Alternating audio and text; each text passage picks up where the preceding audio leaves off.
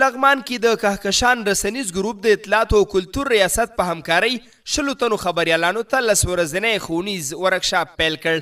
دغه 10 ورځنی ورکشاپ د کهکشان رسنیز ګروپ له لوري د لغمان د اطلاعات او فرهنګ ریاست سره په همغږۍ د لغمان او نورستان ولایتونو 100 تنو خبریالانو ته د خبریالۍ په اصولو، مهارتونو او تحقیقي راپور د چمتو کولو په پار جوړ شوی دی.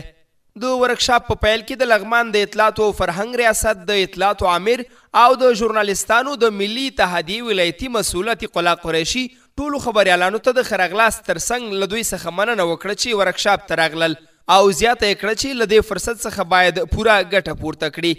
قریشي په خپلو خبرو کې د کهکشان ګروپ څخه هم مننه وکړه چې د لغمان ژورنالیستانو لپاره یې 10 ورځنی ورکشاپ په لار اچولی او یاد ورکشاپ یې د ژورنالیستانو لپاره ګټور وباله.